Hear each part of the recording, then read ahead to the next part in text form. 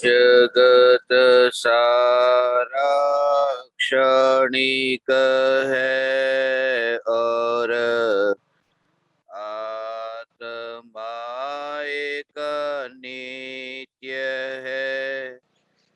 आत्मा का अनुभव बस एकमात्र नित्य है।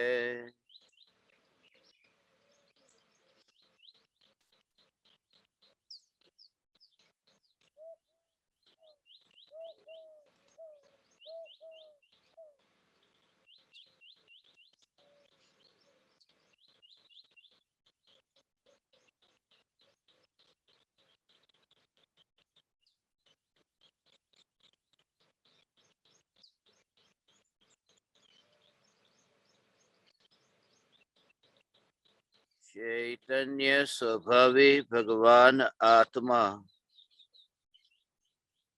अनादि अनंत शुद्ध चैतन्य मात्र है। ज्ञान मात्र है। मैं शुद्ध चैतन्य मात्र, ज्ञान मात्र भगवान आत्मा हूँ। त्रिकाल शुद्ध चैतन्य परमात्मा हूँ। अनंत गुणाधिपति, एक ज्ञायक देव हूँ।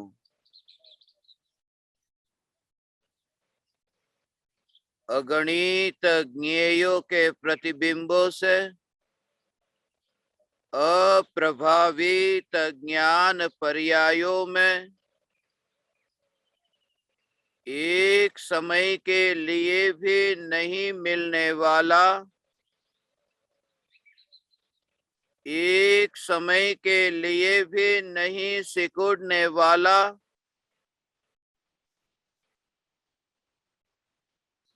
त्रिकाल ध्रुव चैतन्य सत्ता मात्र भगवान आत्मा हूँ।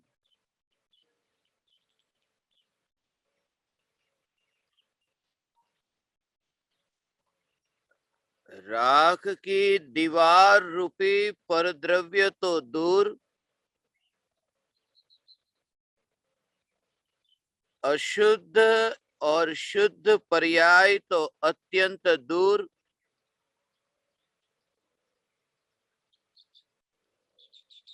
अनंत गुणों के भेद भी जिस चैतन्य स्वरूप में नहीं है, यह अभेद अखंड एक चैतन्य स्वरूप ही मैं हूँ। अभेद अखंड एक चैतन्य स्वरूप ही मैं हूँ, ऐसा जानने वाली पर्याय भी मुझ में नहीं है। स्वरूप सदैव निश्चिंत है, क्योंकि स्वरूप में कोई परिणमन नहीं। यह जगत सारा क्षणिक है। जो भी आंखों से दिखाई देता है वह क्षणिक है, अनित्य है। बचपन भी आया और बीत गया, जवानी आई और बीत गई, बुढ़ापा आया है तो वह भी बीत जाएगा। मनुष्य की पर्याय भी मिली है तो वह भी बीत जाएगी। सुबह हुई है तो शाम भी हो जाएगी। संसार में परिभ्रमण हुआ है तो मुक्ति भी प्राप्त होगी। फिर भी यह अनित्य के बहते प्रवाह में चैतन्य की ध्रुव सत्ता जो चैतन्य मात्र है वह अलिप्त रहती है। वह ध्रुव मात्र रहती है। यह ध्रुव मात्र सत्ता ही मैं हूं। पर्यायों के पलटने के लिए जिसे किसी भी परद्रव्य की अपेक्षा तो नहीं, पर्याय को पलटने के लिए पर्याय को निज द्रव्य की भी अपेक्षा नहीं।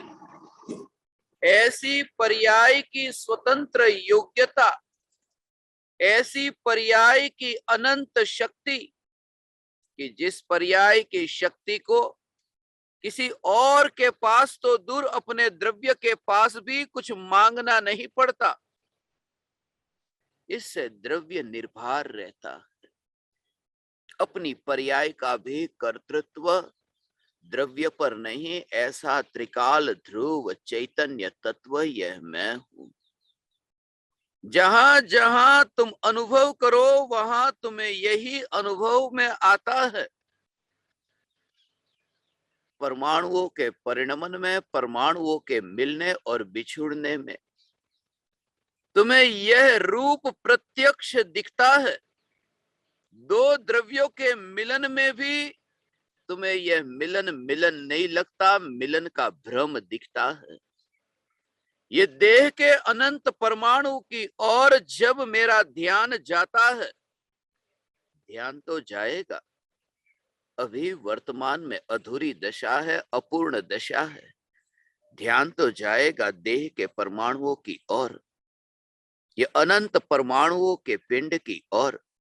जैसे ही ये राख की दीवार के अनंत परमाणुओं की ओर ध्यान जाए, लगे कि ये मिलन हुआ है अनंत परमाणुओं का, लगे हुआ नहीं है, लगे कि ये मिलन हुआ है अनंत परमाणुओं का, भले ही ध्यान में अनंत परमाणुओं का मिलन दिखता हो। असमान जाति ऐसी मनुष्य की ये पर्याय ध्यान में आती हो, मगर दृष्टि में तो यह जागृति है। दो द्रव्यों के मिश्रण में भी वो अभेद चैतन्य स्वरूप पर दृष्टि है। दही बनाने के लिए दूध में छाछ डाली, ये दिखता है कि ये छाछ दूध के साथ में मिली, ये आंखों से तो दिखाई देता है। ज्ञानी को भी ये देह की क्रिया होती है, बाहर की पुद्गल की क्रिया तो दिखाई देती है।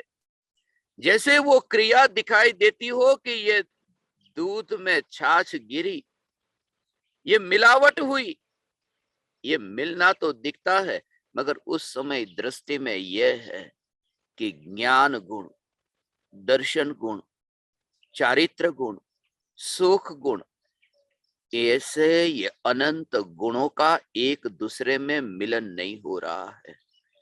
आत्मा में ही अनंत गुण है और अनंत गुणों में एक दूसरे में मिलन नहीं हो रहा है।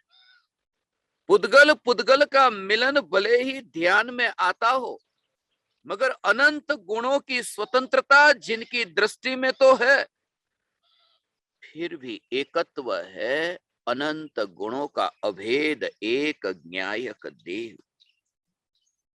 अनंत गुणों के भेद तो है, मगर भेद होने पर भी वह भेद ज्ञानी की दृष्टि का विषय नहीं बनते, एकत्व का विषय नहीं बनते, अपनापन नहीं होता।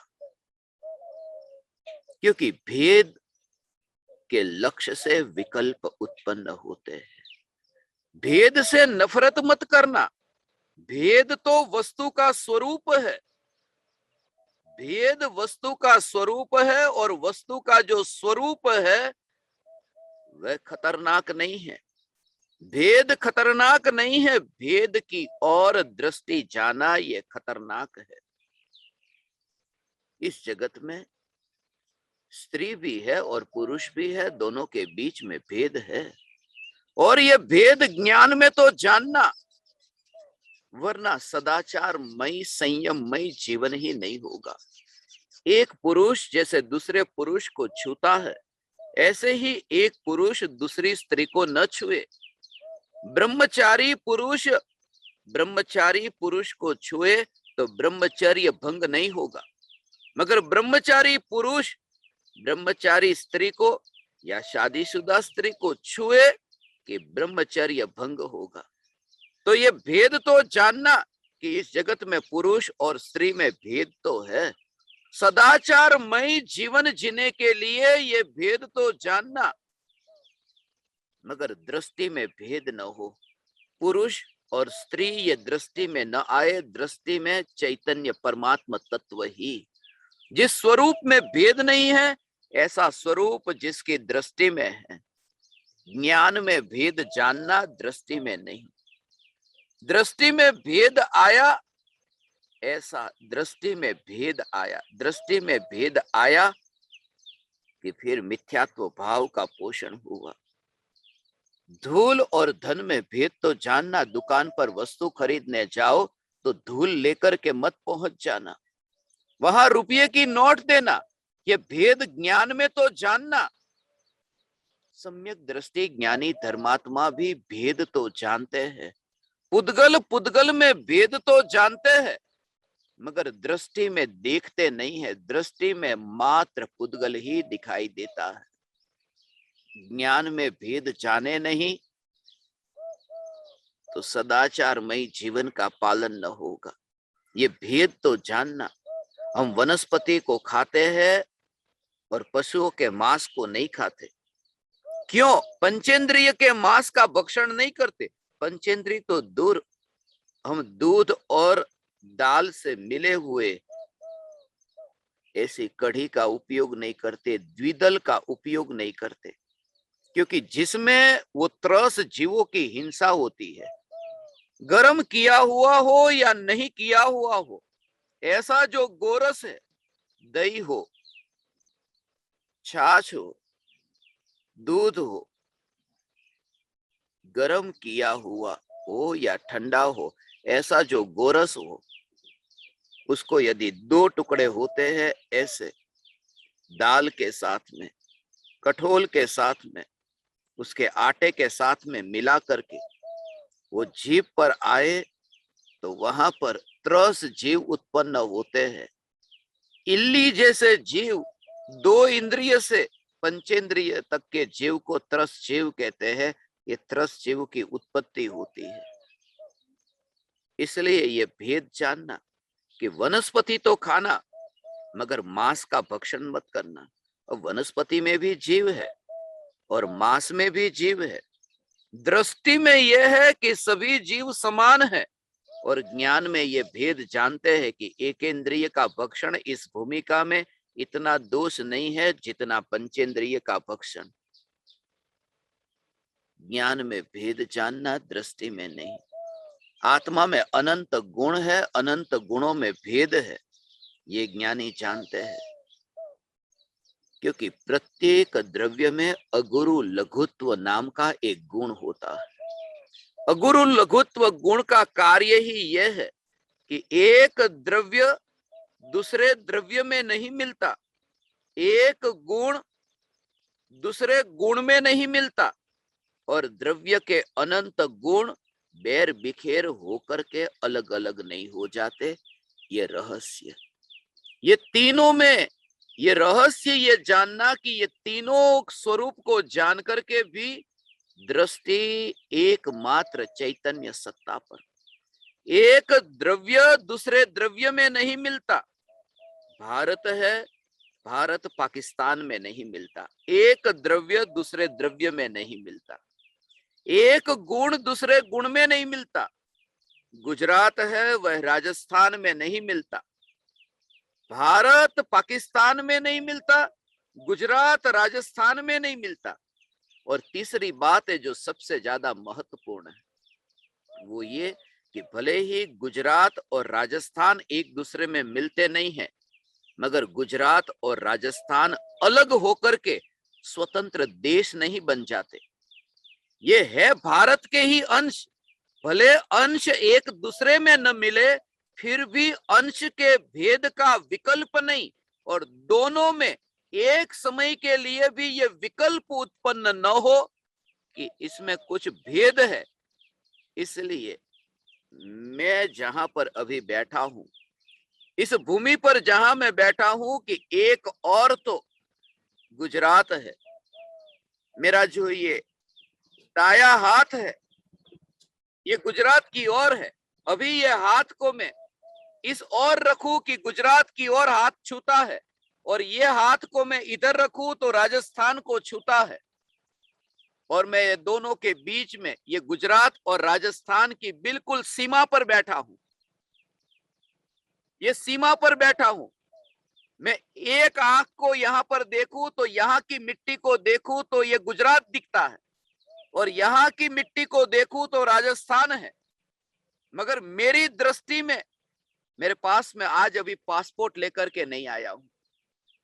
मैं यहां पर जंगल में, खेत में, पहाड़ पर, एकांत में यहां पर आया हूं।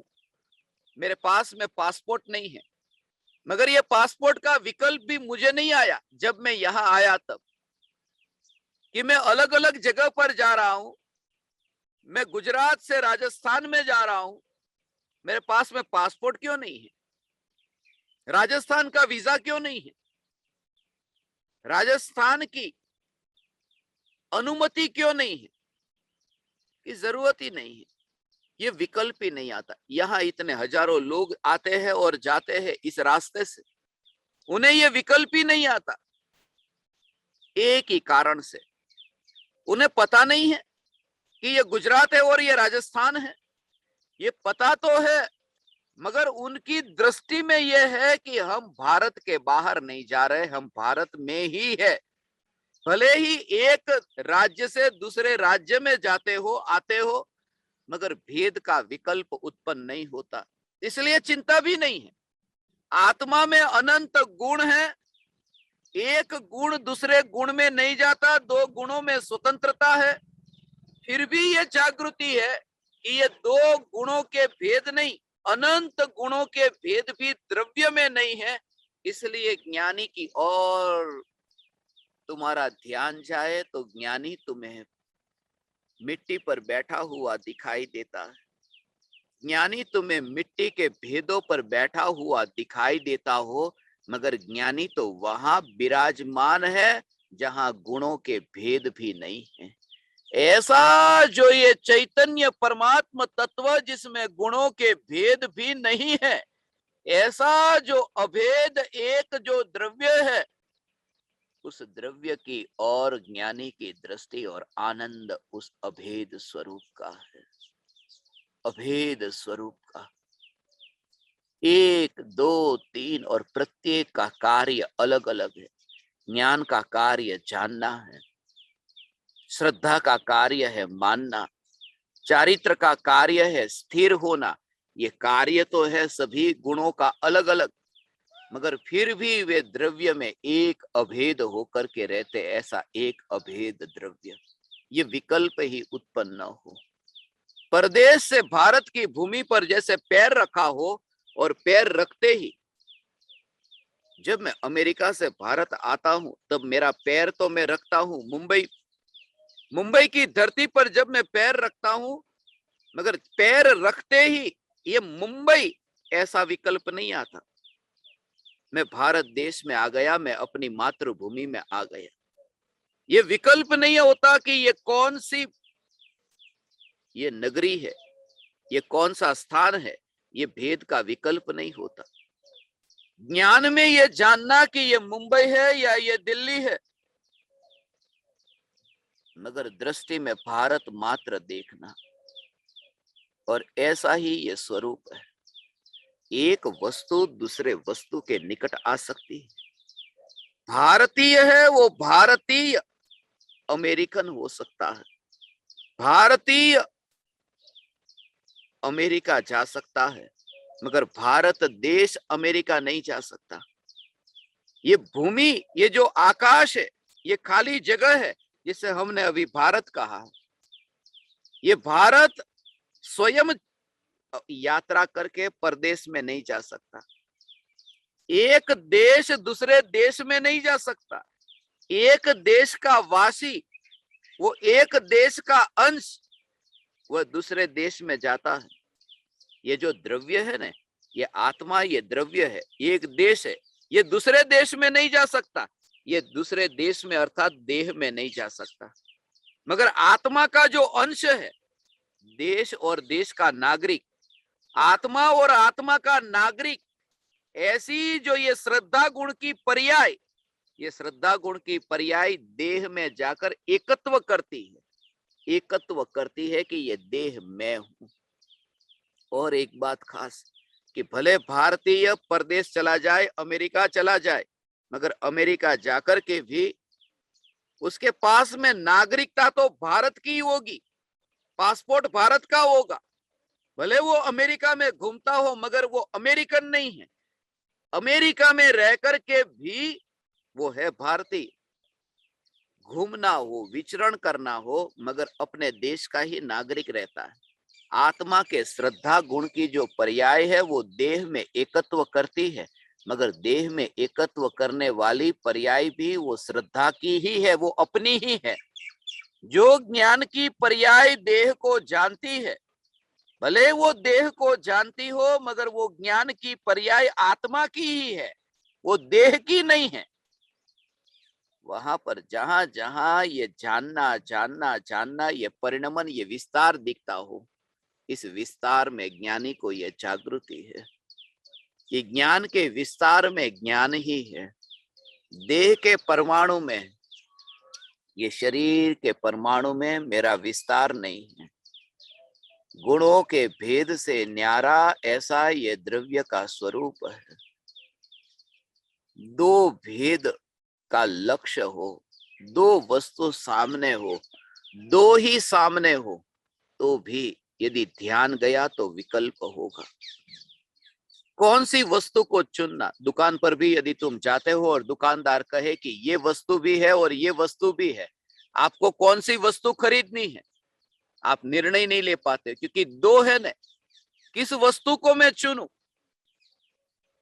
दो है, वहां पर विकल्प होता है। दो है, वहां विकल्प होता है।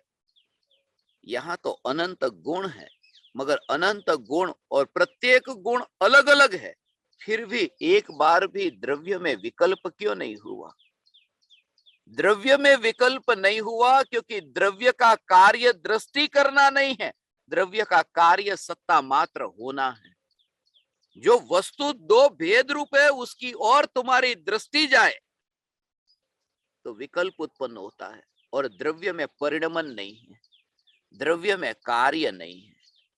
इसलिए जब तुम ऐसा कि कुछ होता ही नहीं है, होता ही नहीं है, होता ही नहीं है, जो कार्य होता है वो कार्य का कार्य, कार्य का कार्य कार्य में ही होता है, द्रव्य में नहीं होता है। और पूरी समझ से भरी हुई वह पर्याय त्रिकाल ध्रुव ज्ञायक देव में कोई परिणमन नहीं। जब तुम ये विचार करोगे ना तो इतनी गहराई में तुम अंतर में जाओगे। भगवान हे ज्ञान दीपक, ऐसी अंतर की गहराई में ये तत्व विचार करते करते कि जो परिणमन होता है, जो कार्य होता है, वो जो कार्य कार्य में ही रहता है और कार्य कार्य में रहता है, मगर कार्य का जो परिणमन है उस समय पूरा जोर जिसमें कार्य नहीं है ऐसे द्रव्य पर है। तो ये विचार करे, ये कार्य मुझे कोई कार्य करना नहीं है, कर्तृत्व का भाव होगा ना तो चैन नहीं पड़ेगा कि बिना काम का मैं रहूं कैसे। सुबह से लेकर के शाम तक तुम्हारे पास कोई काम नहीं हो तो मैं चैन नहीं पड़ता कि मैं रहूं कैसे, मैं आज जीऊंगा कैसे, कुछ भी तो नहीं है। एक भी दिन तुम्हें ऐसा गया जिस दिन तुम्हें ऐसा लगा हो कि आज कुछ भी नहीं? कुछ न कुछ रोज न रोज कुछ न कुछ करने का भाव आता ही है। एक पल भी शांति से बैठने का भाव नहीं आता। वही ये बताता है कि ध्रुव स्वरूप की ओर दृष्टि नहीं गई, क्योंकि ध्रुव स्वरूप की ओर दृष्टि जाए तो करने का भाव नहीं आएगा। वो ऐसा स्वरूप दृष्टि में आते ही कि जिसमें कुछ करना होता ही नहीं, क्योंकि करना करना करना करना ये सब पर्याय में है। भोजन करना, पानी पीना, ये सब पर्याय में है। और ये पर्याय का जो परिणमन है, ये पर्याय का परिणमन पर्याय में ही है। इसलिए दृष्टि में वो पर्याय है ही नहीं। जो भी कार्य होता है वो यहाँ नहीं होता है। भगवान ऐसा अलग अलग अलग अपने को चैतन्य महल महल महल महल के भीतर ऐसा देखो ने, ऐसा लगता है जब तुम वस्तु को लेने जाओ, कोई सम्राट जैसे महल के भीतर बैठा हो ने, और वो जो भिखारी है, भिखारी बाहर में रास्ते पर भीख मांगता हो, तुम्हें इतना फासला दिखाई दे, तुम्हें ऐसा दूरी दिखाई दे, उसको भेद विज्ञान परम विज्ञान कहते हैं। वो भिखारी भीख मांगता हो, भिखारी हाथ फैलाता हो, हाथ फैलाता हो, वहां पर निकलते हुए लोगों के सामने हाथ फैलाता हो, मगर राजा जैसे महल में से बाहर नहीं निकलता हो, निकलने की सुविधा न हो, चारों ओर से वह महल बंद हो, और राजा अपने महल में रह करके सिर पर रहना उसका होना मात्र हो, और वो बाहर में कार्य होता है, उसके बीच में तुम्हें कितना फासला दिखता है, तुम दोनों का मिलन जैसे नहीं देखते ने? राजा और वो भीख मांगता हुआ व्यक्ति, उसके बीच में तुम मिलन नहीं देखते हो ने? ऐसे ही सम्यक दृष्टि की दृष्टि और श्रद्धा ये है। चैतन्य घनपिंड न्यायक देव, ये चैतन्य सम्राट, जब तुम फिर तुम कोई कार्य करोगे ने, किसी से तुम रुपये मांगते हो, दुकान पर बैठे हो और ग्राहक आया और ग्राहक से तुमने रुपये हाथ में लिए, जब तुम रुपये हाथ में ऐसे लेने के लिए हाथ फैलाओगे, तब तुम्हें इतना फासला दिखाई देगा कि भिखारी कोई बाहर भीख मांगता है और सम्राट का हाथ ही नहीं फैला है। सम्राट सत्ता स्वरूप है, वो ध्रुव चैतन्य सत्ता अंतर में दृष्टि में है, और ये देह की क्रिया होती है। ये भेद विज्ञान है। दोनों द्रव्यों के बीच में तुमने द्रव्य की स्वतंत्रता की, ये भेद की सीमा को तुमने देख लिया है। ऐसी ये सीमा को जिसने देख लिया, इधर और इधर दोनों के बीच में, और उसमें भेद कहाँ है, आंखों से तो दिखाई नहीं देता। यहाँ कितने लोगों को ऐसा बताओ, कितने लोगों को ये दिखाई दे? मिट्टी मिट्टी में अंतर क्या? दोनों को एक रूप में देखना और दोनों में मैं नहीं हूं, ये दृष्टि में आना। कितने ही भिखारी हो, ये कितने ही भिखारी हो, भिखारी की संख्या बहुत हो सकती है। एक भिखारी इधर, दूसरा भिखारी दूसरी ओर, ऐसा भीख मांगता हो। भिखारी के भेद है, भिखारी बहुत है, तरह तरह के हैं, तरह तरह के भिखारी हो। राज्य के बाहर, वहां पर महल के बाहर ऐसे भिखारी हो, मगर सम्राट जैसे बाहर न आता हो, और उसे सम्राट के अलावा दूसरा कुछ भी न देखना, एकमात्र सम्राट सम्राट सम्राट ही। भिखारी कई अनेक प्रकार के हो सकते हैं। इसलिए तो यह जागृति, प्रति समय यह जागृति, हाथ में रोटी को भी आती हुई देखे। भिखारी तरह तरह के हो सकते हैं। थोड़ा झटका लगे मुनिराज को आहार लेने की क्रिया के काल में यह जागृति, तुम्हें तो लगे कि अरे तुम तो एक हाथ से खाने वाले, कितने निस्पृह हो।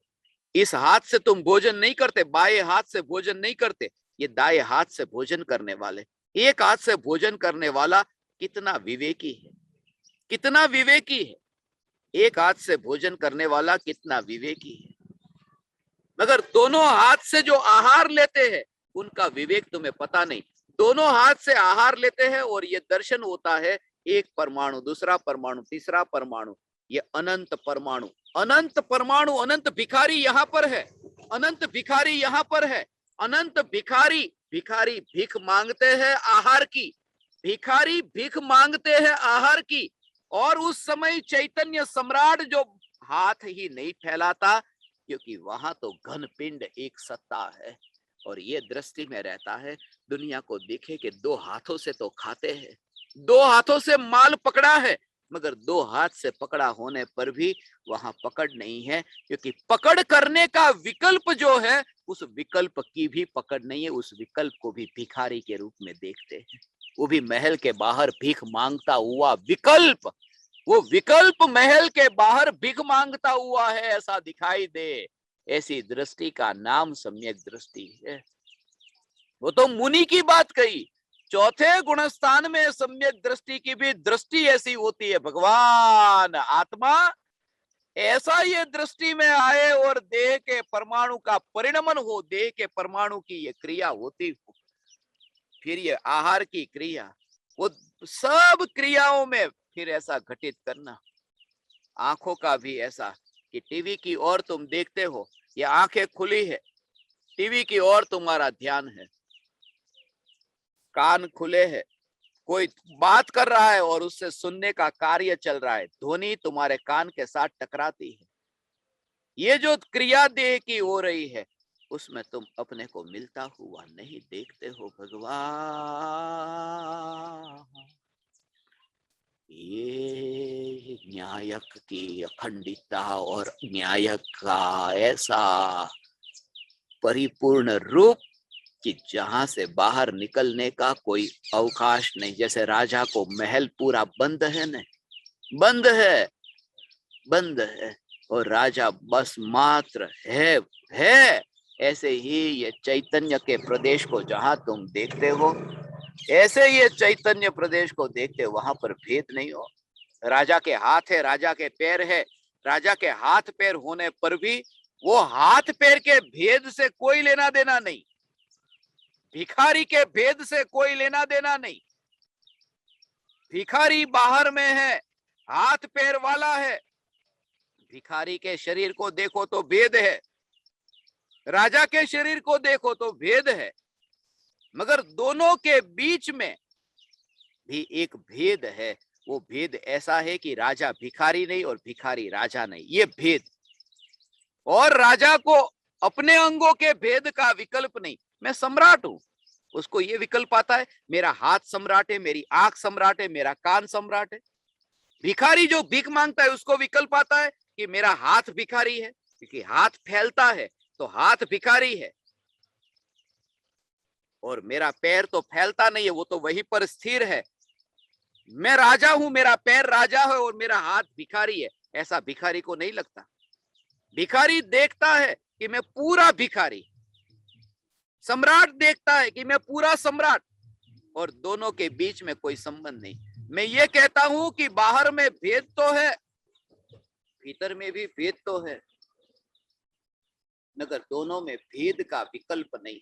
सम्राट पूरा अभेद है, भिखारी पूरा अभेद है, और दोनों के बीच में भेद है।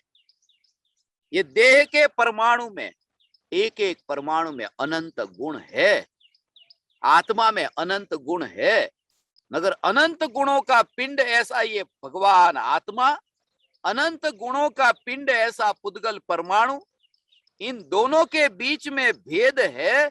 ये भेद दृष्टि में आना वो तब आ सकता है एकमात्र चैतन्य तत्व अनुभव में आए कि जहां पर द्रव्य नहीं। क्योंकि राजा ने स्वयं को, अपने को देखा, अपने रूप को देखा, रूप की पहचान है, रूप की पहचान होने के कारण अब राजा को, अब भिखारी में एकत्व कैसे हो। मैं ये कहता हूं तुम्हारी देह की क्रिया, ये देह की क्रिया कैसी भी हो, मगर उस क्रिया में तुम अकर्ता हो गए। और जब ये देह में तुम नहीं रहे, देह की मिट्टी में तुम नहीं रहे, तो वो दृष्टि, अब तुम जरा विचार करो, सम्यक दृष्टि की दृष्टि। जब ये हाथ और ये दूसरा हाथ, ये भीख मांगते हुए भिखारी में भी एकत्व नहीं होता, ये एकत्व नहीं होता, ये दोनों में ऐसा एकत्व नहीं कि ये सब बाहर का परिणमन, जो हाथ फैलता है वो मांग होती है, वो ये हाथ मेरी नहीं, क्योंकि मांगने का विकल्प जो है वो विकल्प भी मुझ में नहीं। ऐसा भेद विज्ञान, उसे कहते हैं ध्रुवता। दृष्टि में आने पर ही भेद विज्ञान होता है। इसलिए तो चौथे गुणस्थान में जब निर्विकल्प अनुभूति हुई, 4 बजे निर्विकल्प अनुभूति हुई, तो 4 बजे ही भेद विज्ञान हुआ, उससे पहले भेद विज्ञान नहीं होता। क्योंकि भेद विज्ञान के लिए जिससे भेद विज्ञान करना है और जिसका भेद विज्ञान करना है, दोनों का स्वरूप समझना जरूरी है। ज्योति और धुएं के बीच में भेद विज्ञान करना है, ज्योति और मिट्टी के बीच में भेद विज्ञान करना है, मगर ज्योति का दर्शन ही नहीं हो तो, और ज्योति का दर्शन भी हो, जिस समय ये ज्योति का दर्शन हो उस समय धुआं, उस समय मिट्टी की स्पर्शना न हो, तो ही असली भेद विज्ञान हो सकता है अनुभव से। क्योंकि जैसे ही तुम ज्योति को छूते हो, ज्योति को छूते ही वहां धुआं छूने में नहीं आया, ज्योति को छूते ही वहां मिट्टी छूने में नहीं आई।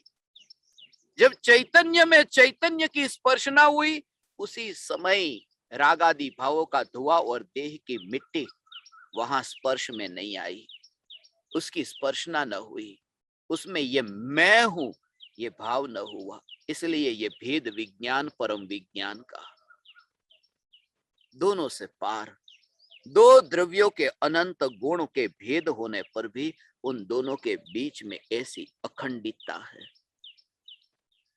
एक रूप देखना, भेद किया तो गड़बड़ होगी, दुख के अलावा और तुम्हें कुछ भी नहीं मिलेगा। भेद की और दृष्टि गई कि विकल्प और विकल्प स्वयं दुख है, विकल्प से दुख नहीं, विकल्प स्वयं दुख है। अपने ये दोनों हाथों को तुम लड़ाओ, ये दाया हाथ और ये बाया हाथ, दोनों हाथों को तुम कुश्ती में इसको लड़ाओ, कौन जीतेगा? दाया हाथ जीतता है या बाया हाथ जीतता है? तुम ही टूटोगे, तुम ही मिटोगे, तुम ही खंडित हो जाओगे। भले ये दोनों हाथ अलग अलग है, मगर दोनों हाथों के बीच में ये घर्षण वस्तु का ही नाश होना है। आत्मा में अनंत गुण है, मगर अनंत गुणों को टकराओ मत। वो अनंत गुण होने पर भी एक अखंड एक द्रव्य है, और वो एक अखंड द्रव्य दृष्टि में रहता है। इसलिए भेद तो ये है, ये दोनों भेद को जानता हूं कि ये बाया और दाया ये दोनों हाथ है, मगर जब पूरा शरीर ऐसा पूरा शरीर, उस समय विकल्प ही नहीं। ऐसा दो भाई है, सगे भाई यदि माँ के पैर को दबाते हैं, सेवा करते हैं, अब माँ के पैर को दबाते समय ऐसा हुआ, एक भाई ने कह दिया कि ये दाया पैर मेरा और बाया पैर तेरा, बंटवारा कर दिया है, इस पैर की सेवा मैं करूंगा, इस पैर की सेवा तू कर।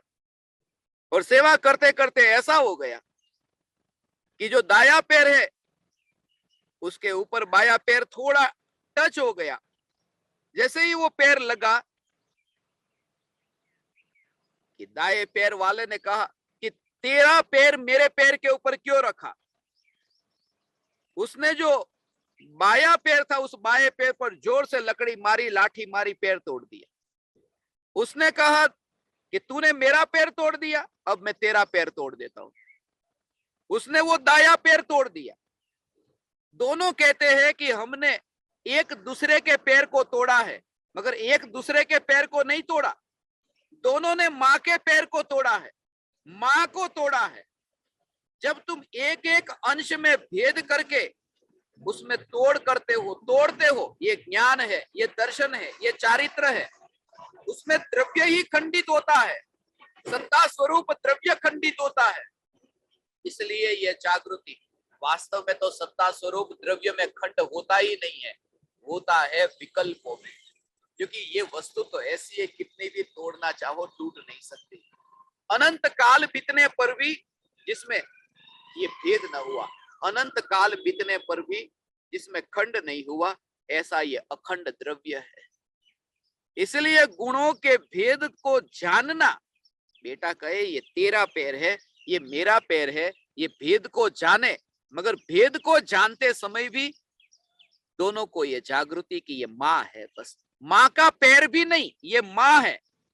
पैर को छूते ही, माँ को तो पूरा छुआ नहीं, पैर को छूते ही मैंने माँ को छू लिया, एक अंश को छूते ही ये पूरी माँ को छू लिया। ऐसा ही कि एक ज्ञान की स्पर्शना होती है, और ज्ञानी को भेद का विकल्प नहीं होने से ज्ञान में ज्ञायक, इसलिए कहा ज्ञान से ज्ञायक तक। ये स्पर्शना, किसी भी स्त्री को तुम छुओ, उस शरीर के, स्त्री के कौन से शरीर को छूने से ब्रह्मचर्य भंग होगा? हाथ को छुओ, उसके चेहरे को छुओ, कि जैसे ही छुआ विवाद होगा। किसी भी स्त्री को छुआ, वो कौन से अंग को छुआ नहीं, क्योंकि उस सब में वो स्त्री व्याप्त है। अंग के भेद का विकल्प नहीं, स्त्री है।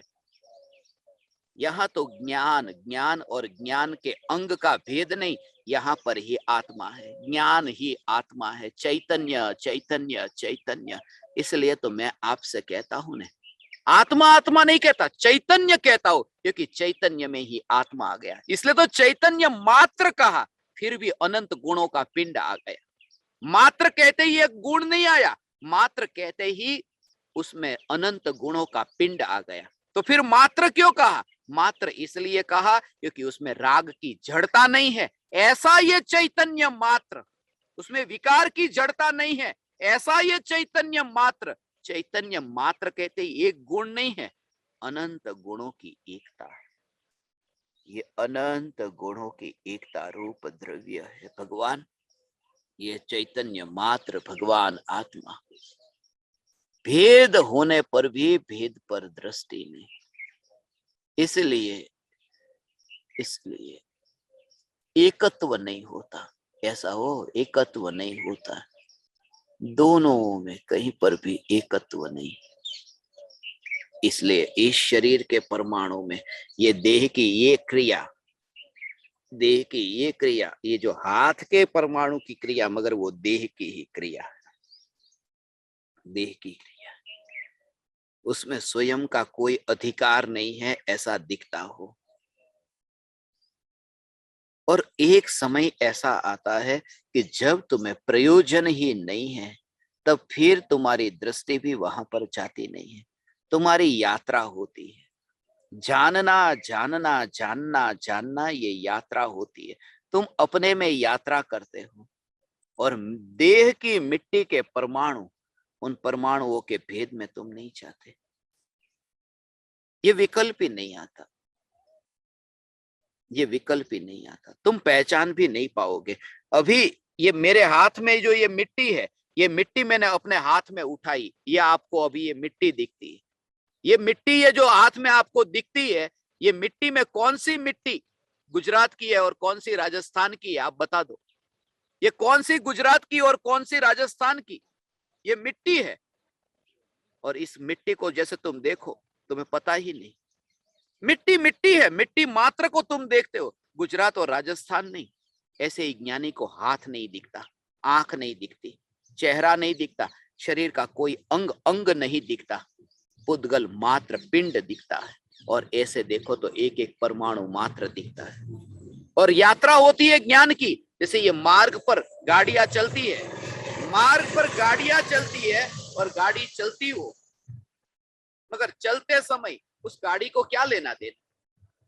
जो गाड़ी चलती है, एक समय पहले ये यहां पर राजस्थान था, अब ये गुजरात आ गया, उस पहिए को क्या लेना देना कि कहां राजस्थान और कहां गुजरात। ऐसे ही ज्ञान की यात्रा को कोई लेना देना नहीं है कि ये कौन से परमाणु है, आंख के है।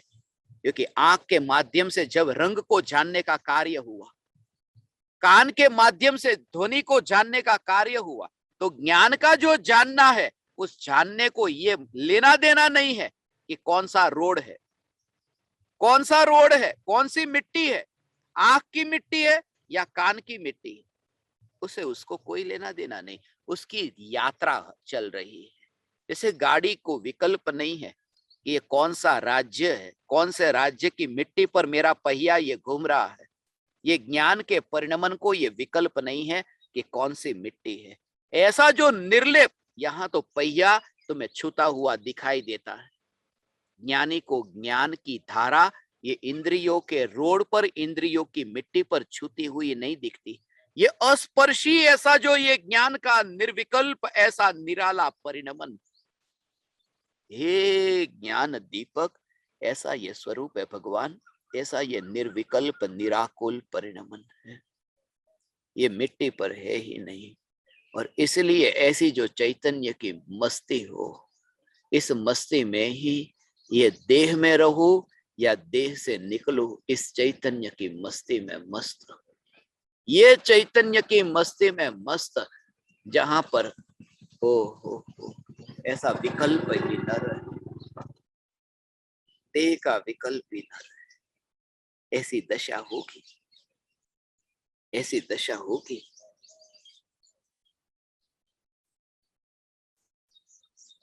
विकल्प ही न हो। अभी यहां आने के बाद में किसी ने पूछा कि कितने बजे ना लिया, तो सोचना पड़ा आज नाया या नहीं नाया। पता ही नहीं सुबह कितने बजे उठना हुआ, घड़ी भी देखी नहीं। जब ये बुलाने आए कि चलो यहाँ पर सरहद पर जाना है, समय का भी पता नहीं। देह कब कितने बजे सोया, कितने बजे उठा, वो पता नहीं। नाया या नहीं नाया ये भी पता नहीं। खाया या नहीं खाया ये भी पता नहीं। यहां आने पर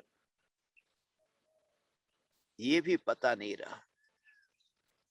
मैं यहाँ पेशाब के लिए गया, पेशाब करने के बाद में मुझे याद ही नहीं रहा, सीधा मैंने लैपटॉप लिया और लैपटॉप लेकर के प्रवचन चालू करने लगा। किसी ने कहा हाथ तो धो लो, याद नहीं आया। ये बुद्धि यदि ये याद नहीं रखती है, वन जंगल में विहार करो, वन जंगल में विहार करो और ये याद न रहे तो ये मंजूर है। मगर ये चैतन्य की मस्ती, ये देह को कितना भी मैं धो लूं, देह को कितना भी साफ कर लूं, ये साफ कभी होने वाला नहीं है। ऊपर से नीचे तक कितना भी देह को मैं धो लूं, मगर जिस देह से मुझे कोई संबंध नहीं, अब उस देह से क्या लेना देना। अब वो मस्ती आए तो सब मंजूर है, विकल्प आए तो धो लेना, मगर विकल्प न आए और चैतन्य की मस्ती रहे तो तुम निर्दोष हो, तुम निर्दोष हो। और उससे बड़ा कोई धर्म नहीं, ये मस्ती से बड़ा कोई धर्म नहीं है। आज तक तुमने क्रियाकांड में ही धर्म को घटित किया।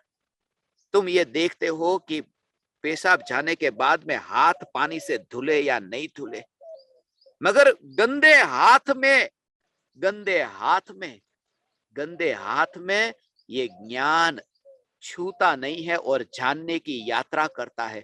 रोड गंदा है, रोड इतना गंदा है और हवाई जहाज ऊपर से यात्रा करता है। इतनी गंदगी है मगर हवाई जहाज ऊपर है।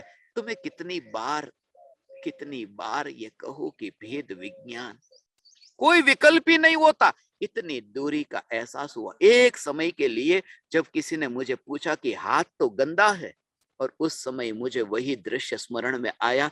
मुंबई के एयरपोर्ट पर मैं उतरता और मैं नहीं, हजारों लाखों लोग उस एयरपोर्ट पर उतरते हैं। जब विमान लैंड होता है मुंबई के एयरपोर्ट पर, आपने देखा होगा झोपड़पट्टी, देश की ऐसी सबसे बड़ी झोपड़पट्टी देखो, मुंबई की धारावी की झोपड़पट्टी। खाने को अनाज नहीं है, कच्चे मकान है, बरसात में पानी भी उसके ऊपर गिरता हो तो अंदर घर में पानी पानी हो जाता है। गलियां भी ऐसी पानी से भरी हुई है, ऐसी धारावी की झोपड़पट्टी। वहां पर ऐसे कच्चे कच्चे मकान, और ऊपर कोई सम्राट वहां से निकले, कोई राजा वहां से निकले, और मैं भी वहां से निकला। मगर कोई व्यक्ति विमान से यात्रा करते हुए जब लैंड होता हो, विमान आकाश में है और नीचे झोपड़पट्टी, वो व्यक्ति अपने को करोड़पति मानता है, झोपड़पट्टी वाला नहीं मानता। झोपड़पट्टी जान करके भी अपने को करोड़पति देखना, झोपड़पट्टी ज्ञान में जानने पर भी अपने को वहां से दूर देखना। और यात्रा इतनी तेजी से होती है। वही दृश्य मुझे स्मरण में आया जब कहा कि हाथ तो पेशाब वाले गंदे हाथ है, मगर ज्ञान ऊपर आकाश में यात्रा कर रहा है। भले ये मेरी कमजोरी होगी, मैं दूर करूं तुम कहो तो, मगर इस मस्ती में रह करके मुझे हीनता का अनुभव नहीं होगा कि ज्ञान की ऐसी बहती बहती बहती बहती धारा, उस धारा की मस्ती में रहने पर ये हाथ का, ये मिट्टी का, ये धारा, वह धारा नहीं, ये धारा। तुम धारा को वहां दूर देखते हो, मैं धारा को यहां देखता हूं। ये मेरी है, तुम उस धारा को देखो, ये मेरी है। ये मेरी नहीं, ये तुम्हारी भी है। जैसा यहां है ऐसा ही तुम्हारा है। इसलिए तो मैं और तुम, हम सबकी ये दशा है। लोग कहते हैं वो हमारी बात नहीं है। तुम धारावी वाले हो, तुम नहीं, मैं, तुम सब धारावी वाले हैं। क्योंकि धारा और वी माने हम, मैं और तुम, उसको अंग्रेजी में वी कहते हैं। धारा, मेरी और तुम्हारी इस धारा को धारा वी कहते हैं। ये धारा भी यहाँ चल रही है, ज्ञान की धारा यहाँ है और वहां भी है। दुनिया को देखे कि देखो इतना बड़ा करोड़पति विमान में यात्रा करता है, मगर वो ज्ञान की धारावी में एक एक समय की ज्ञान की पर्याय में वो यात्रा करता है। हे ज्ञान दीपक, ये चैतन्य परमात्मा की मस्ती तुम्हें प्रकट हो, ऐसी मस्ती प्रकट हो, फिर आकाश के प्रदेशों के भेद नहीं। बैठा तब ये विकल्प आया, अब मुझे याद नहीं आता कि कौन सा भाग यहाँ गुजरात का है और कौन सा राजस्थान का, अब मुझे याद नहीं है।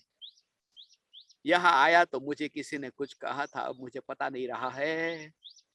मगर इसे देह की मिट्टी का पता न चले तो ये राजस्थान और गुजरात की मिट्टी का क्या।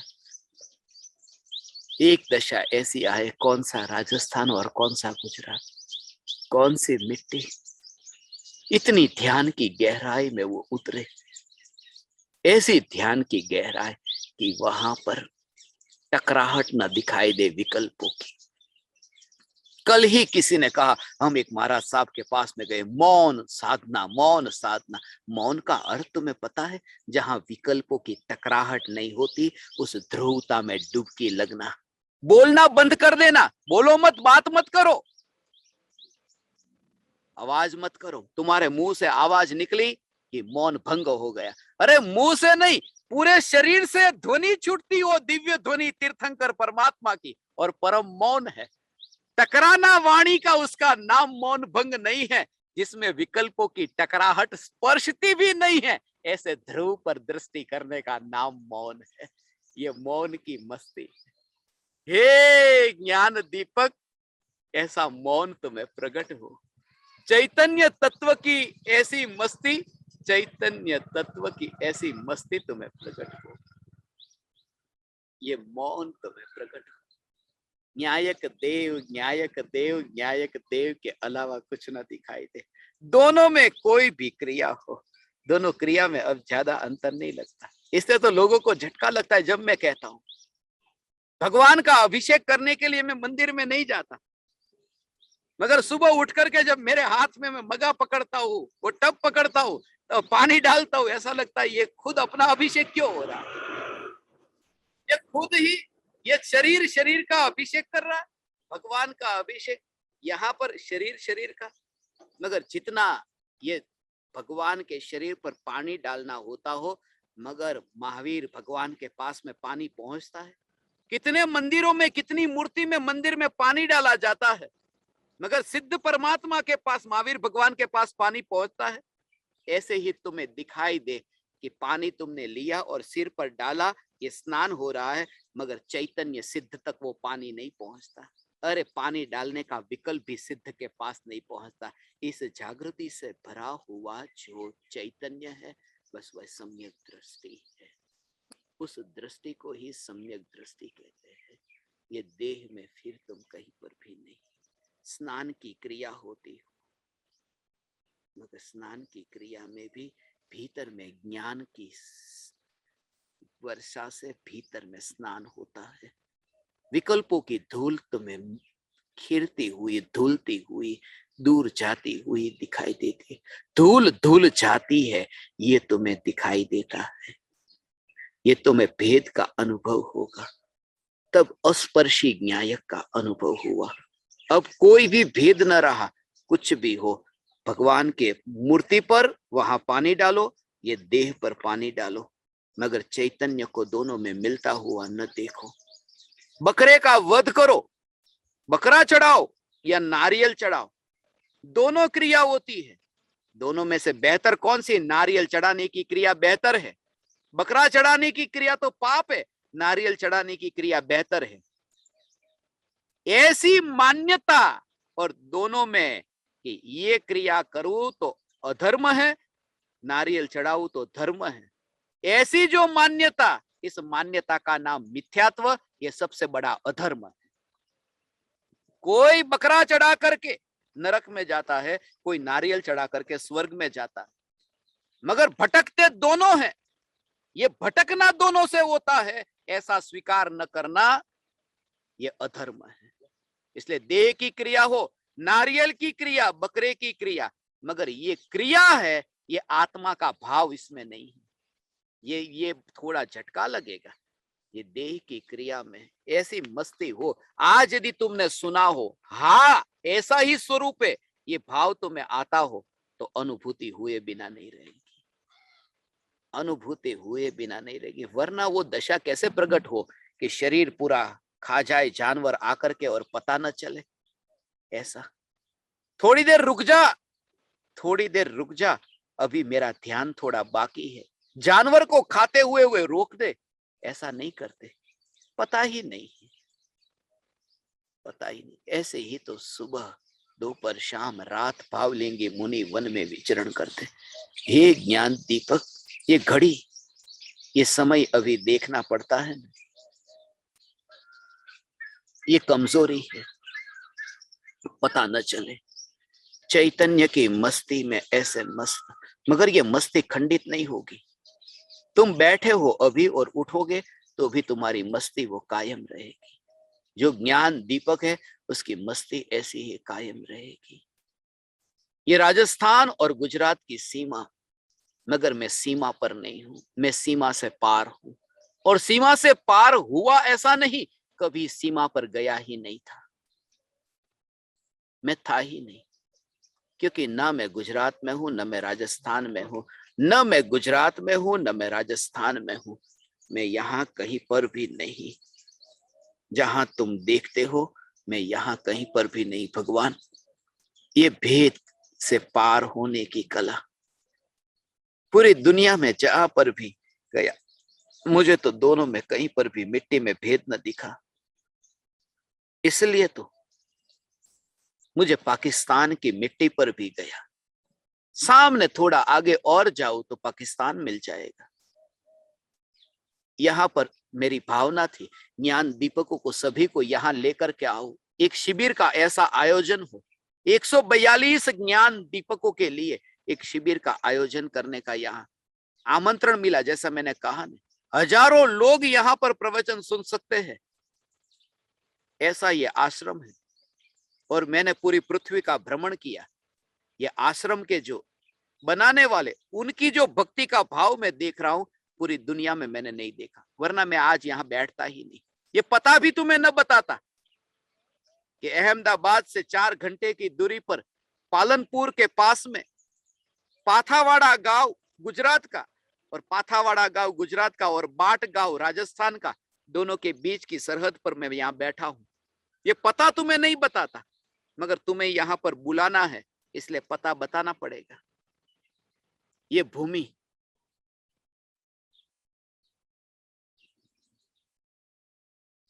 चैतन्य तत्व की निर्विकल्प अनुभूति, अनुभूति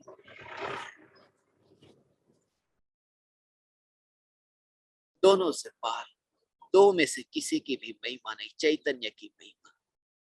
गुजरात की महिमा है या राजस्थान की महिमा है? मुझे गुजरात में मैं पैदा हुआ इसलिए गुजरात की महिमा, राजस्थान में मैंने यूनिवर्सिटी में स्टडी किया इसलिए राजस्थान की महिमा नहीं।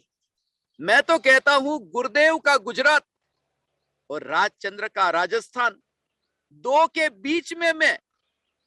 और ये बीच का मतलब, इस जगह मैंने कहा ना, इधर हाथ फैलाऊं तो गुजरात होगा, इधर हाथ फैलाऊं तो राजस्थान होगा, मगर मैं बीच में हूं। जहां पर ये खंभा लगता है ना दो राज्यों के बीच का, मैं यहां बैठा हूं। और ऐसे ही सहज में कल निकला यहां से, मेरा ऐसा ही है, खोपड़ी ऐसी है, जहां पर निकला और मन हो गया कि यहां बैठना है तो बैठ गया। यही तो है, जहां मन हो गया वहां बैठ लिया, वहां पर बैठ लिया। और तुम्हें ऐसी ऐसी जगह पर कि अरे ऐसे जगह पर यहां पर लोगों की भीड़ इकट्ठी हो गई कि ये सुनने के लिए आ गए, ये सत्संग उनके लिए था। तुम जरा विचार करो, किसी गांव से तुम निकलते हो और वहां पर ही तुम बैठ जाओ और गांव के सब लोग यहाँ मेरे सामने इकट्ठे हो जाए, और तुम्हारे घर वाले, तुम्हारी पत्नी, तुम्हारा पति, तुम्हारे बच्चे घर में सोते हैं क्योंकि उठने का टाइम 8 बजे का, और ये गांव के लोग सुबह से आकर के भीड़ जमा करके बैठ गए। ये कहता हूं कि जिसकी भवितव्यता है उसे चैतन्य की पुकार मिलती है, और तुम्हें मिलेगी, तुम्हें मिलेगी। तुम्हारी भवितव्यता है इसलिए तुम्हें मिलेगी। कल रात्रि में मुझे बहुत विचार आया आप ज्ञान दीपकों का, इसलिए मुझे ये विचार ये आया कि गजपंथा में जो शिविर हो रही है, 14 साधक ऑनलाइन शिविर होगी, मगर 14 साधक एक छोटे से कमरे में बैठ करके ऑनलाइन शिविर का आयोजन करेंगे। ऐसा लगा कि सभी को इस शिविर का लाभ मिले, ज्यादा से ज्यादा मिले, तो 7-7 दिन के भाग में 3 टुकड़े कर दिए।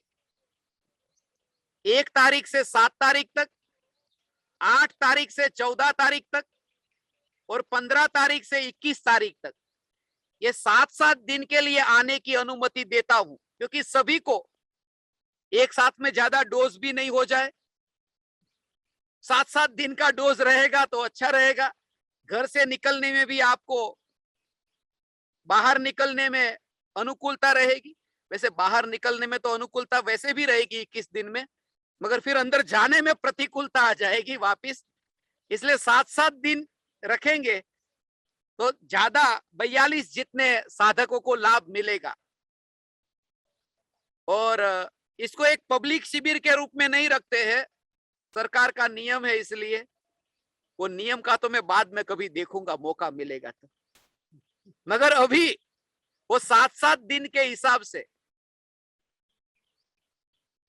पहला, दूसरा और तीसरा, पहला वेव आएगा 1 से 7, दूसरा वेव आएगा 8 से 14 और थर्ड वेव भी आने वाला है, वो होगा 15 से 21 का।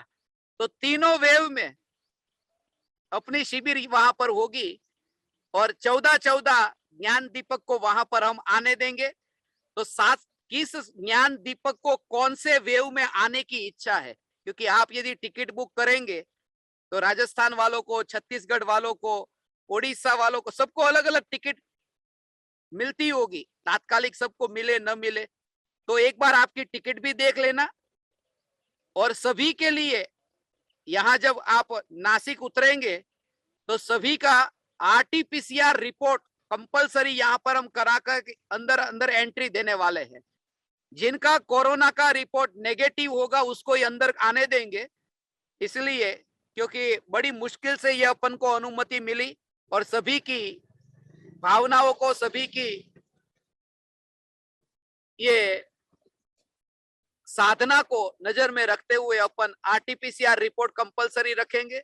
सभी का स्वास्थ्य चेक करेंगे, टेम्परेचर चेक करेंगे, बुखार जुकाम कुछ नहीं होगा, क्योंकि अभी इस 2 साल के बाद में अपन मिल रहे हैं। मेरी ये भावना थी कि किसी को भी ये शिविर से वंचित न रहना पड़े, अपूर्व अवसर शिविर है।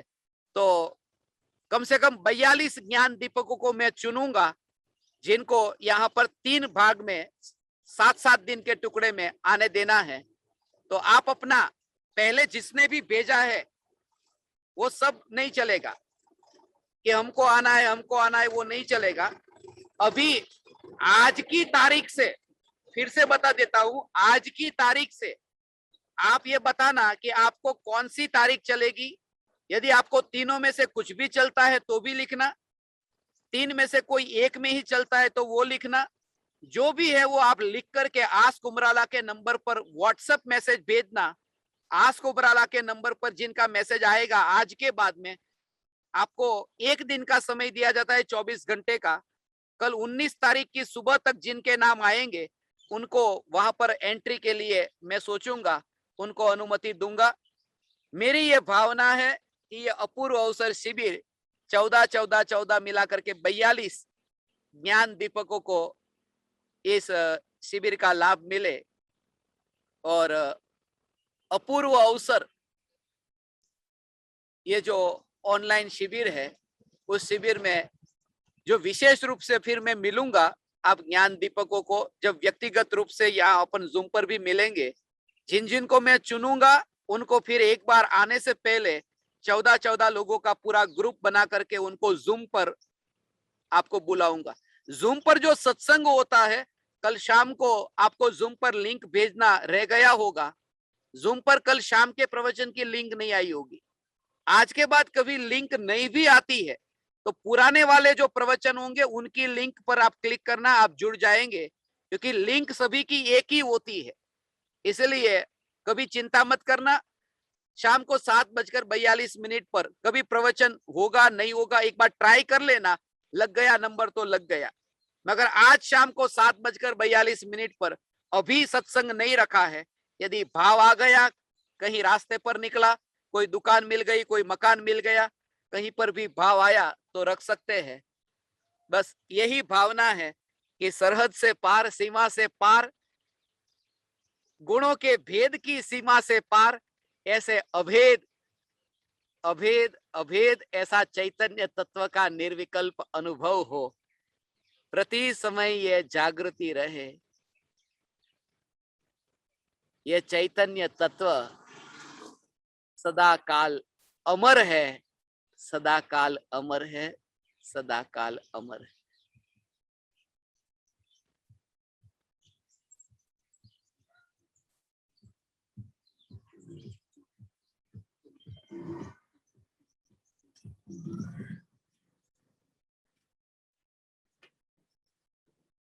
ओ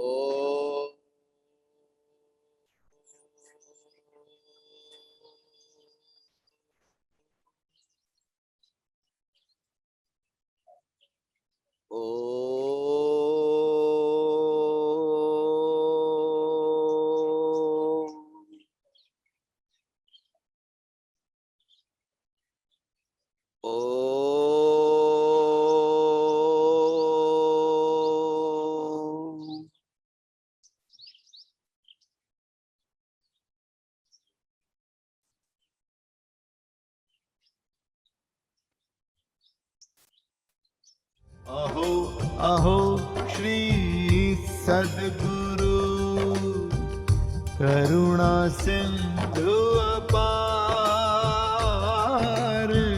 इस पामर पर प्रभु किया अहो अहो उपकार, अहो अहो उपकार। देह सहित जिनकी दशा वरते देहातीत, उन ज्ञानी के चरण